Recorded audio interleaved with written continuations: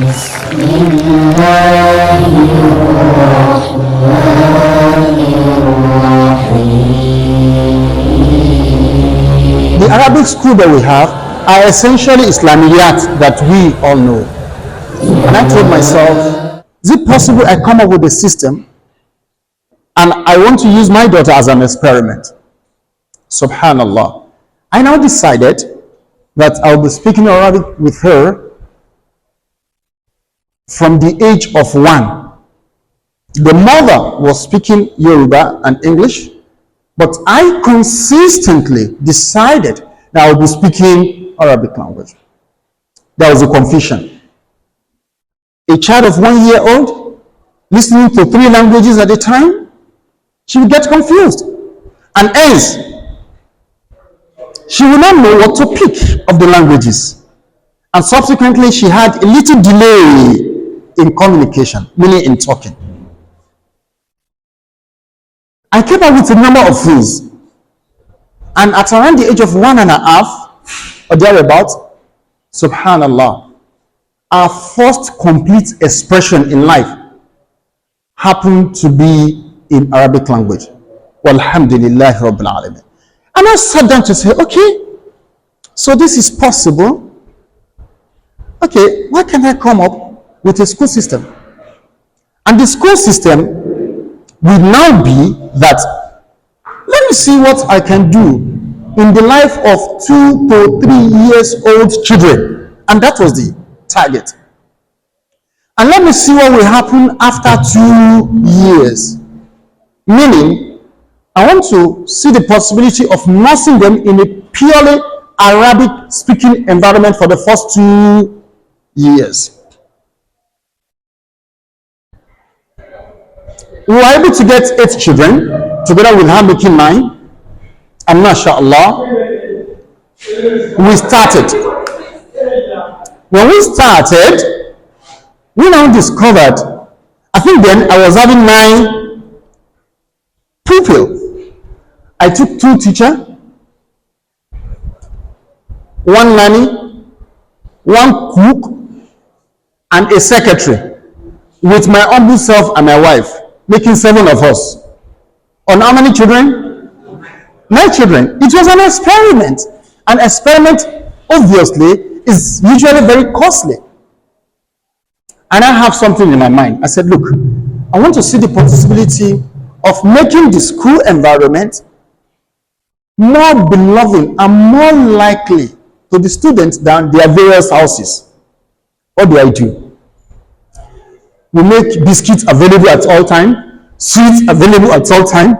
They eat their breakfast, mashallah, they take their lunch with whole egg. That was the way I designed it. And bifadlillahi azza wa jal, remember, what duration do I tell the parent? How many years? 2 years. In less than 5 months, all these children were already communicating in Arabic language. Another challenge now came.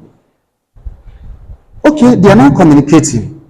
And the way they were communicating is just like, because we bring them in from morning till evening, 8 to 3. When they came to pick them, they go home, they are tired, rest, the following day, come back to school.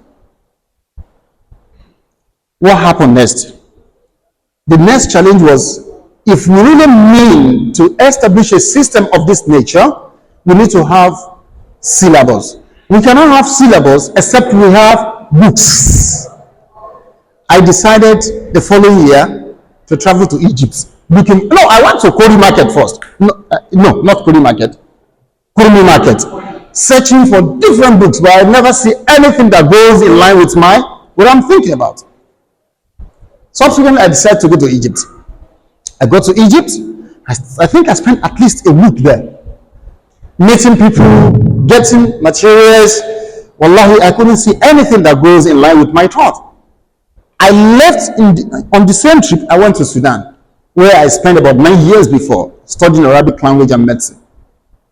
When I got to Sudan, subhanallah, I couldn't see anything that is in line with my thoughts. And I came to a conclusion that, look, each community is expected to sit down and fashion out anything that is inconsistent, that is going to be relevant for your own environment in terms of educational pursuits of our children. Now, notwithstanding, I came with a number of books from those countries, precisely speaking, Sudan and Egypt. I now sat down. And funny enough, I will be working in theater during the day, so most of my writing happens to be at night. But that seems to be the only time I have. And today, before the Allah Azza wa Jal, I think we have about 27 books credited to our humble institution, which of course a number of schools within and outside the state are using. Walhamdulillahi Rabbil Alameen. Now, the first of the book, which I call Arabiya al-Atfal, that's part 1. That's the first segment of the book. The second segment is Yawmiyat Ma'al Atfal. Meaning, the first segment is Al-Huruf al-Musawwara. Can we go to the next slide, please? No? Okay, go to the first slide, the first one. Yes, this is Al-Huruf al-Musawwara. This is the first segment of the book itself. It now contains the second segment that is titled Yawmiyat Ma'al Atfal, and that is to say, daily interaction with the kids. Now, the second segment has something very, very unique. We decided to act it in form of a drama. And the drama, before the Allah Azza wa Jal, exists till date. I will talk about it, and we will show you part of it, and it's going to be towards the end of this interaction that we'll talk about that, inshallah ta'ala. Next slide, please. Now, overview of our program. We have crèche 1, crèche 2, crèche 3. Crèche 1 and 2, essentially in the morning section, is the starting point that we have actually fashioned out to impact Arabic and Islamic knowledge to our kids first, before the conventional educational system. And you will all agree with me that that is the best any parent can offer his child. I'm going to give you a reason. Rasulullah sallallahu alaihi wasallam said, "Laqinuhu la ilaha illallah" in two occasions. Say la ilaha illallah to two sets of people. An individual who seems to be dying, don't tell him say la ilaha illallah. No, just say it beside him or her. If he's lucky to say it, tashhadu lahu aw tashhadu laha annaha min ahli al-jannah. You bear witness that is among the dwellers of paradise. Now, what about the second aspect? When a child is growing up, the parents are encouraged to be saying in his or her environment, La ilaha illallah. Let that be part of those things that is going to say first in life. Yaziduhu barakatan ala barakatin fi hayati. Allah subhanahu wa ta'ala is going to increase him in blessing from all blessing on him in life. It therefore means we are encouraged. Now, what is now the meaning of La ilaha illallah? Al-Islam, the religion of Islam completely, it means La ilaha illallah. That is the essence.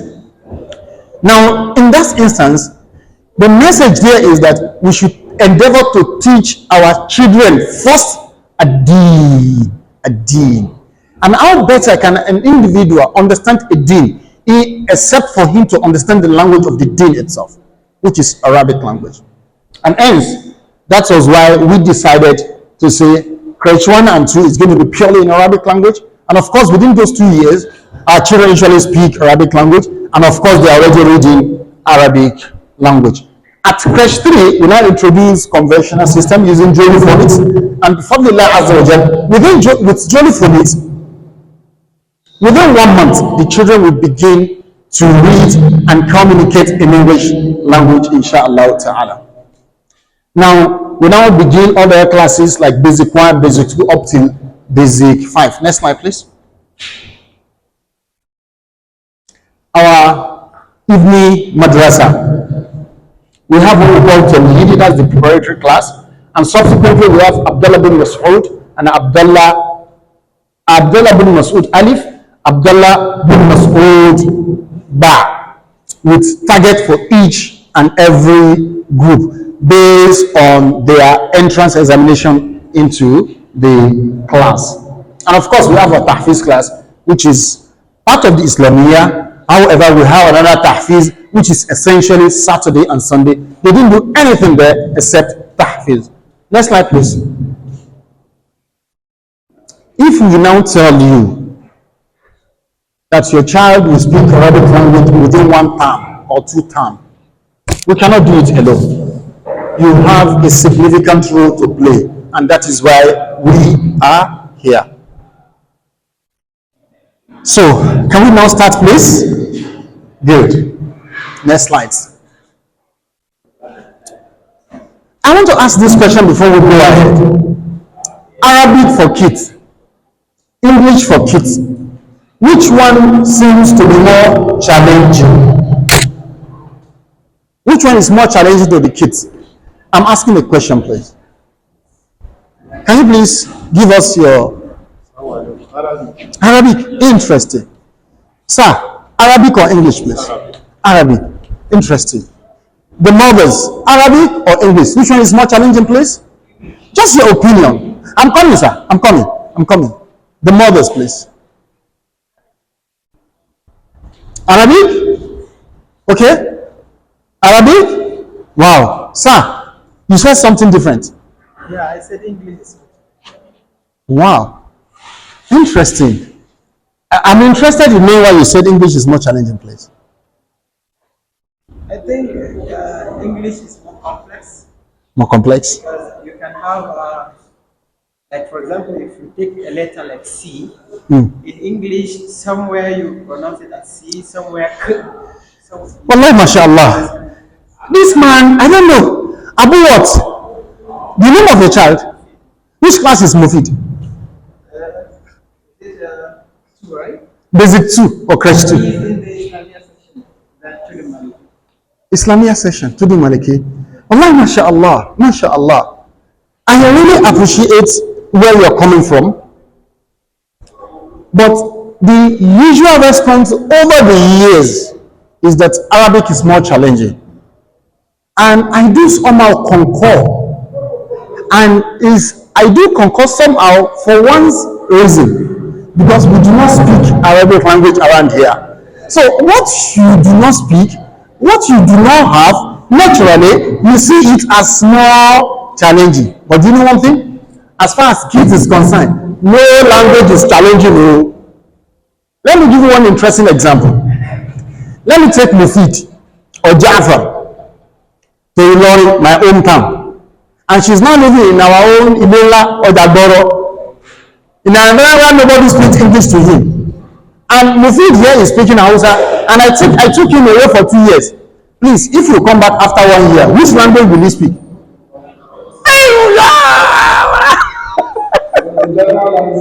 Yes. So kids generally, they pick the language of the environment ceaselessly.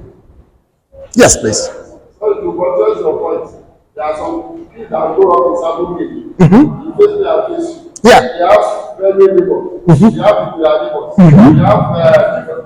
There are no some kids that can 6 languages. You see, meaning that it is that environment that matters. Please, I have a place where I'm going to, where I'm giving all these examples. I'm having a particular target. Now, what is now the target? That your kids will speak Arabic language is no magic. There's no magic there. But you have a role to play. We at the school level will do our best as usual, but please, sir, you have a role to play. And until you play your own role, you may not get the results that we want within the period that we're supposed to get it. Next slide, please. Very good. We understood that in child psychology, a child is said to be a model-seeking missile. Meaning, a child wants you to do something and they want to emulate you 100%. That's it. And that is very, very important, that whatsoever we want to do, we should do that thing that is right at the appropriate time. The kids will naturally pick that from us. And that is more reason why our approach is actually catch them young. Next slide, please. Now we are getting there. And this slide is one of the most important slides. Please let us pay 101 attention. As from today, if you get home and you want to call Ja'far, please don't call him Ja'far again. You want to call Talha, do not call her Talha again. You want to call Zainab, do not call her Zainab. There is a culture that has been established at the school level as far as calling is concerned. That is the culture that we want you to use in calling them. What is that? Very simple. But it has a huge psychological impact on our kids. What is that? His name is Ja'far. Ya Ja'far. Just put Ya there. Let me tell you this. The moment you begin to do that, as from today, you are sending a message to his subconscious mind. Yeah, Ja'far, am I at the school? He will not tell you, but you're already touching him psychologically. And that's the message. Ya Hamida, Ya Ibrahim. That is the culture of Arab. They do not need to understand the culture of Arab. But that is the system at the school. You are not repeating it at all. They will just be like, as mommy started understanding Arabic, how come? Why is she calling me Ya? In fact, don't be surprised.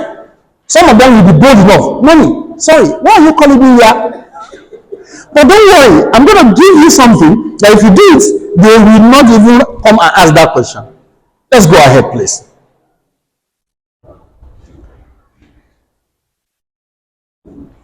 I want us to pronounce this together. Ya Muhammad. Ya Ja'far. Ya Aisha. Barakallahu fikum. Why I said we should pronounce it together, you see, when you want to do something, make it very unique. By the time you want to call, be prepared in your mind that you want to call him and you want him to be impressed. Child expressing his or her displeasure. Please pay a very, very important attention to this as well. As a child, you may wrong him without knowing you wronged him. For example, he's playing and you are passing by and mistakenly you eat him. You've actually offended him. You've wronged him. At the school level, they offend one another. We shouldn't kill their innate sense of expressing their displeasure. No. We thank Allah. Parents used to say this and eulogize the school all the time, that they don't see our children using abusive words. I'm going to tell you the reason. We taught them that certain words, we present it to them as abusive, but they are not really abusive words. And that is what they use. The children must express their displeasure. So please accommodate my children at home when they express their displeasure. However, with which words? We came up with certain expression in Arabic language, and we taught them that these words are abusive words. All of us know. Let me, do you see my hands? Father, you see my hands, right? Good. Mother, because of my daughter here, I will not show you. Can you see me? Do you see my hand? You see my hand, right? And you know what people need to pronounce when they give that signal. Bi-idhnillahi ta'ala, you will not see our children abusing themselves that way. We taught them certain powerful big words to express their displeasure. We say, miskinu, akalu, bawalu. I think Ajia has children with us before. Miskinu, akalu, bawalu, gawatu. You see, when my children want to abuse hell out of you, I don't want to be miskinu, akalu, bawalu, gawatu. The one being abused, the next thing you will be crying. Now, what is now the meaning of this expression? Miskinun, it has several meanings. Miskin means somebody who is poor, right? But do you know Miskinatun is one of the names that was given to Madinatul Munawwara by Rasulullah sallallahu alaihi wasallam. Akalun, somebody who eats. Anybody who's not eating here? Sharabun, somebody who drinks. Anybody that doesn't drink? Bawalun, somebody who urinates. Anybody here who does not urinate? Gawatun, somebody who defecates. Anybody who does not defecate? Meaning, it is what you present to the kids as abusive is what they took as abusive. And hence, don't be surprised if you do something for my child at home and he's not confident and say, please just hug him, please. It's not abusing you. It's what we have actually taught them at the school to use as an abusive, to express their displeasure, not abusive, please. To express their displeasure. And you cannot treat that innate in them. It's not good. It's not good. Allow them to speak out and talk their minds.